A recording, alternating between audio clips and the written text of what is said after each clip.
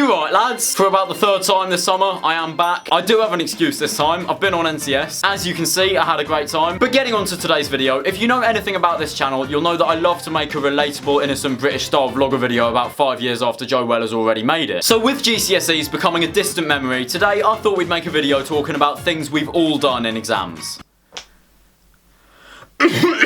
We're going to be reminiscing about the stuff that happened in that exam hall, discussing the things that happened to literally all of us, and destroying school for how damaging it is to young people. Maybe I lied about that last part, but the point still stands. If you've done your GCSEs, then hopefully you will relate to this video, and if you do, then leaving a like and subscribing if you're new would honestly mean the world to me. Not even a minute in and I'm already begging for subs. I'm sorry. Look, let's get on to the video. I'm awful. Let's try to hit 100 likes on today's video. If we do, then I'll make original content, how about that? So to set the scene, it's the morning of your first exam, your first ever actual GCSE. And it doesn't feel real, does it? You have done so many exams over the past 5 years that literally mean nothing, that it takes a moment to adjust to the fact that how well you do in this one actually matters a little bit. I'm pretty sure we all had that moment in the first exam where it suddenly hit us that the jokes that we'd made about working at McDonald's when we were older suddenly turned into a little bit more of a reality. So everyone was deadly serious going into the first one, weren't they? No laughing when we're waiting outside, none of, oh guys, oh god, I can't wait to ruin my life. None of that, because it wasn't even a joke at that point. It was a genuine possibility. The image of those McDonald's caps suddenly got very vivid. I'll say that much. Now, different people had different first exams, but my first exam was French listening. An exam that, when I look back at it with hindsight, is one of the funniest concepts for an exam I think anyone's ever come up with ever. Sitting in a room, listening to random characters talk about their opinions on school uniform and their family life. Alright, that's great. Can't wait to go to France one day and tell the locals that my dad is both funny and happy. It annoys me so much how the example is always something so easy. That example gives you like a false sense of security that this is going to be okay. Then when you get onto the actual questions, you realise that it's really not. Like, the example will be something like j'aime jambon or something like that, and then the real thing, it will be like quelquefois j'aime jambon on the Sunday.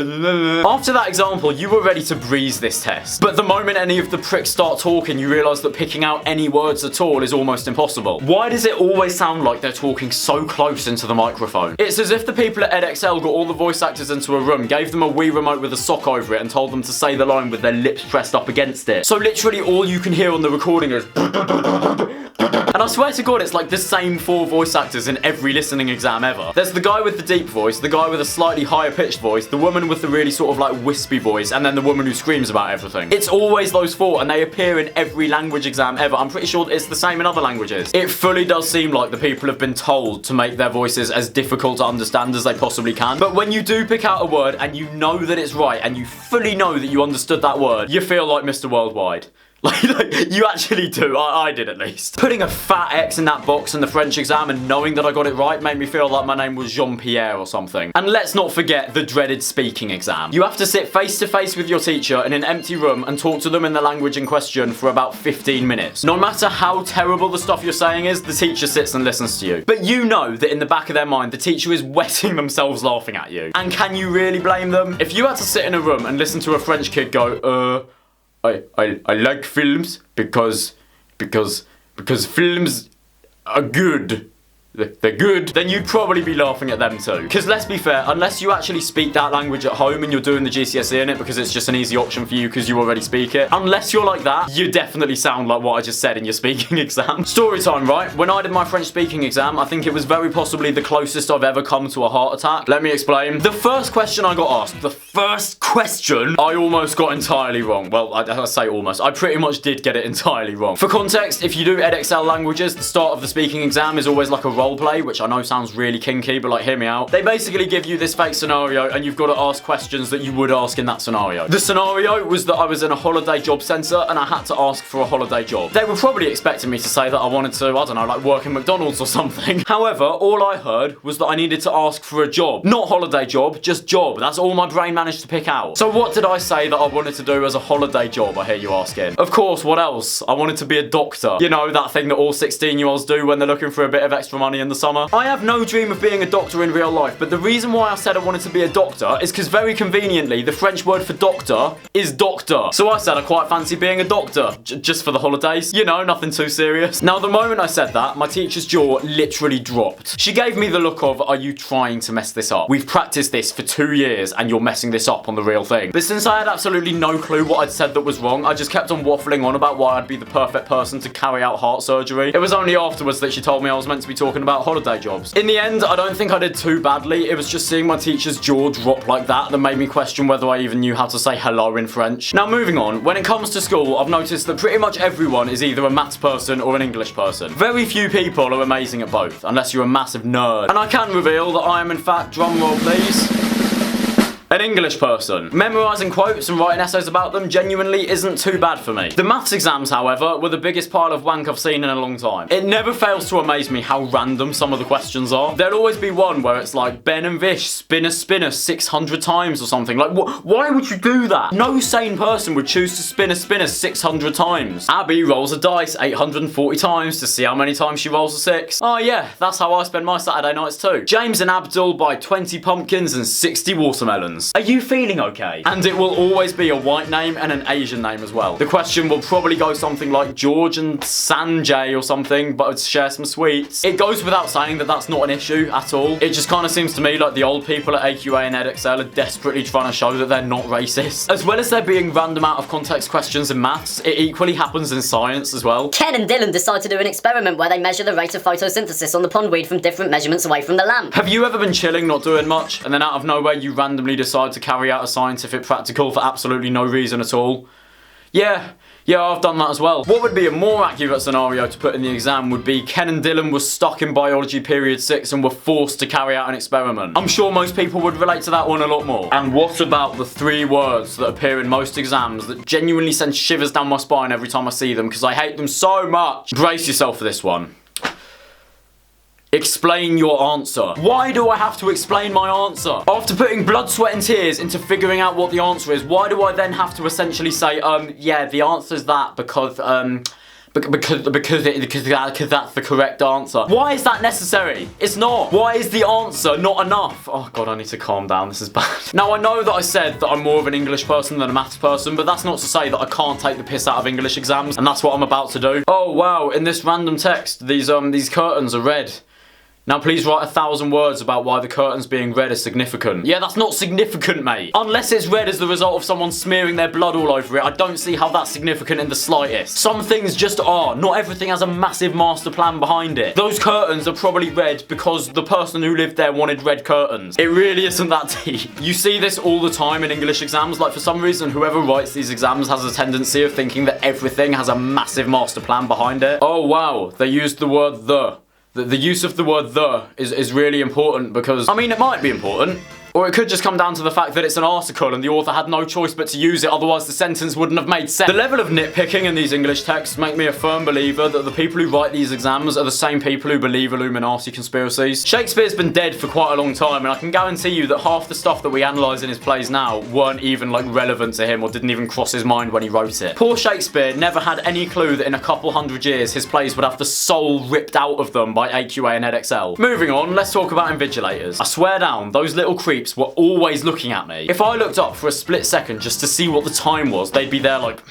In all seriousness though, I do feel a little bit sorry for them. Like, they were stuck in a sports hall for hours on end with literally naught to do other than stare at a bunch of teenagers and walk up and down a bit. Up and down, between the rows of desks, between the other rows of desks, up and down, up and... It's like watching a game of Pac-Man. When I was on the way into one of my first exams, one of the invigilators said something to me that I'm never gonna forget. To give context, for some reason at our school, we sat in different desks for each exam. Like, there'd be a map up next to the door on the way in and you'd have to look at where you're sat and then go to the desk. Completely pointless. I don't see why we couldn't have just sat in the same desk each time like what literally every other school does ever. But anyway, I strolled into that sports hall ready for biology paper 1, then I suddenly realised that I'd forgot to see where I was sat on the way in. So I walked back to the door and I asked one of the invigilators where I was sitting. She looked at the sheet of paper that had everyone's seat number on it, she looked down, she looked back up at me, she smirked, And she said, seat number 69. I'm not even joking, that is exactly how she said it. It was the funniest thing ever. I didn't even laugh at the time. I was ready for a GCSE exam, so I just said thank you and took a step back into the hall. But before I was fully gone, I looked back at her and she couldn't contain her laughter because I was sat in seat number 69. I went and sat down in that exam in the best mood ever. I just unintentionally exposed one of my teachers as being more childish than me. So I then sat down, got all of my equipment out, heard the not so iconic line, you must now follow the regulation of the exam, or whatever. I've managed to block it out of my head at this point, to be honest. Then out of nowhere, this invigilator, who I will forever remember as a legend, he walked past my desk, we made eye contact for a split second, and what did I see? What did I see? Have a guess at what I saw. I saw this. I now owe every single one of you a punch. At that point, I was genuinely trying so hard not to laugh. To wrap this video up, let me talk about something that happened after every exam without fail. You get dismissed row by row, you pick up your stuff, you walk out the exam hall, all's well, or not well, depends what exam you just had. But what was always the first thing that the person next to you said after you walk out of the exam hall? Every single time. What did you get for number 5? No! I don't want to tell you what I got for number 5, because if I got it right and you got it wrong, then you're going to overthink about it for 2 months. And if you get it right and I get it wrong, then I'm going to overthink about it for 2 months. Someone is always going to come away from that feeling like shit. Whenever it was a day when I only had one exam, or it was the final exam of the day, I would leg it out of school the quickest I could because I did not want to get involved in discussions about what we got for different questions. What's worse, right, is when someone comes up to you and goes, for number 17, did you get 48? Because I got 48. You didn't even give me the chance to say I didn't want to know that you got 48 for question number 17. So for anyone who's now going into year 11, please just take that on board. Like, don't be that guy. Please don't be that guy. Because in my opinion, coming out of an exam only knowing what you did and not knowing about anyone else's is a lot better. And you feel a lot better about it in the long run after, because you don't look back and wish you did something else. So yeah, that's my opinion at least. I want to thank you all very much for watching this video. Thank you for getting to the end. It really does mean a lot. If you have made it this far in the video, please do leave a like and drop a subscribe if you're new. That would really mean a lot. You can expect an opening GCSE results video when the 22nd of August comes around. It is getting close now. Like we can't deny it, it is. But whether I get good results or bad results, I'm heading to Reading the day after results day. If I do well, it'll be a great way to celebrate. If I don't do well, it'll be a great way to take my mind off it. So, you know, win-win really. Also, very exciting stuff next week. I'm going to Summer in the City on the Saturday. So if any of you guys are going to Summer in the City, please do come meet up with me. It would be honestly class. It happened at VidCon. I had a couple of people that came and met me at VidCon, and it was insane. It was so surreal. Yeah, yeet. Thank you for watching Tom GW's video. Please, subscribe for more clout, but only if you have a big wang. Hit the like button if you want to get into heaven, but only if you can spin a fidget spinner on your nose for 5 seconds. Follow all the socials linked down below if you want to become a disciple of Tom GW. Goodbye. See you in heaven.